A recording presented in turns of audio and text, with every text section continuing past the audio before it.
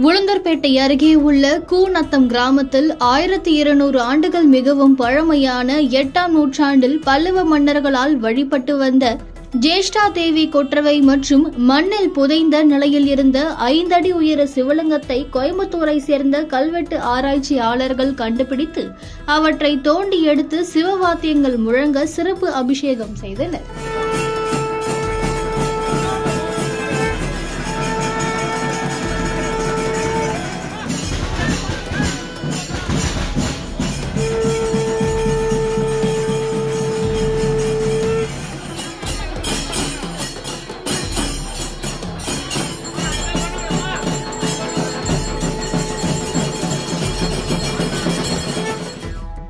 கள்ளக்குறிச்சி மாவட்டம் உளுந்தூர்பேட்டை அருகே உள்ள கூவாகம் நத்தம் ஏரிக்கரையில் பழமை வாய்ந்த கல்சிலை ஒன்றை காளிதேவி என்று கிராம மக்கள் வழிபாடு நடத்தி வந்தனர். இந்த நிலையில் கடந்த வாரம் புதன்கிழமை அன்று வழிபாடு செய்வதற்காக அந்த இடத்தை சுத்தம் செய்தபோது அருகில் புதைந்த நிலையில் சிவலிங்கம் இருப்பதை கண்டறிந்தனர். பின்னர் இதுகுறித்து கோயம்புத்தூர் கல்வெட்டு ஆராய்ச்சியாளர்களுக்கு கிராம மக்கள் தகவல் தெரிவித்தனர். இதனை அடுத்து சம்பவ இடத்திற்கு வந்த ஆராய்ச்சியாளர்கள் ஜேசிபி எந்திரம் மூலம் அந்த பகுதியில் தோண்டினர்.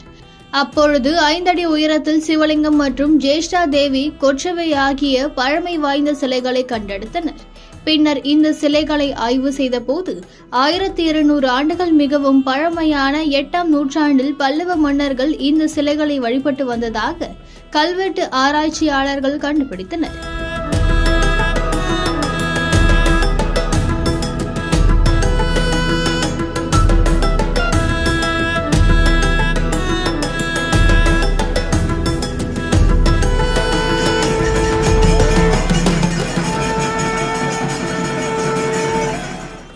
இதனைத் தொடர்ந்து அந்த பகுதியில் வைத்து 5 அடி உயர சிவலிங்கத்தை பிரதிஷ்டை செய்து பின்பு அதன் அருகில் ஜேஷ்டா தேவி கொற்றவை ஆகிய சிலைகளை வைத்தனர்.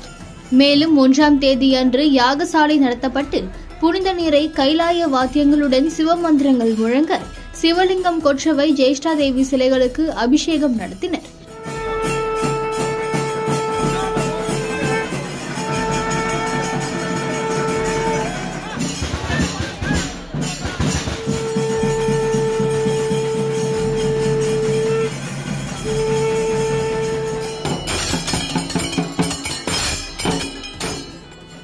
தொடர்ந்து 5 அடி உயர சிவலிங்கத்திற்கு பால், தயிர், இளநீர், விபூதி, சந்தனம் உள்ளிட்ட பொருட்களால் சிறப்பு அபிஷேகம் செய்து மகா தீபாராதனை காண்பித்தனர். இந்த நிகழ்ச்சியில் கூவாகம் நத்தம், கொரட்டூர், குச்சிப்பாளையம் உள்ளிட்ட 10க்கும் மேற்பட்ட கிராமங்களைச் சேர்ந்த பொதுமக்கள் கலந்து கொண்டு சிவபெருமானை வழிபட்டனர்.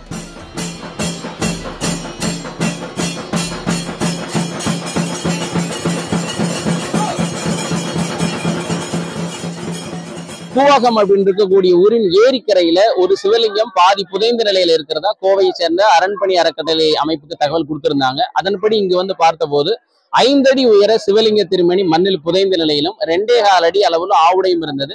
இதனை ஊர் பொதுமக்களோடு சேர்ந்து எடுத்து வைத்த போதுதான் இதற்கு மேற்கு பக்கத்துல 2 கற்சிலைகள் இருந்தது. இந்த சிலை 8ஆம் நூற்றாண்டா இருக்கலாம் அப்படின்றது ஆய்வாளர்கள் கருதுறாங்க. அதுல ஒரு சிலை ஜேஷ்டா தேவின்னு சொல்லக்கூடிய தவ்வை சிலை, மூத்த தேவி நாம முன்னோர்கள் வழிபாட்டுல சொல்லுவோம். நம்முடைய தமிழர் வழிபாட்டுல மிக முக்கியமானதாக கருதப்படக்கூடியதுல இந்த தெய்வம் ஒன்று.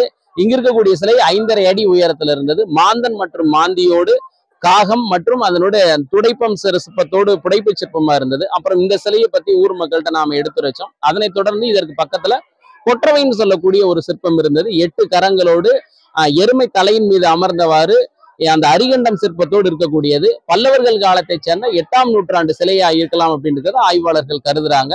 இப்ப இந்த சிலைகளை வச்சு நாம வழிபாடு பண்ணக்கூடிய முறைகளை ஊர் பொதுமக்கள்கிட்ட நாம சொல்லியிருக்கிறோம். அதனை தொடர்ந்து ஊர் மக்களோடு இணைந்து இந்த இடத்துல ஒரு பெரிய ஆலயம் எழுப்புறதுக்கு திட்டமிட்டு இருக்கிறோம்.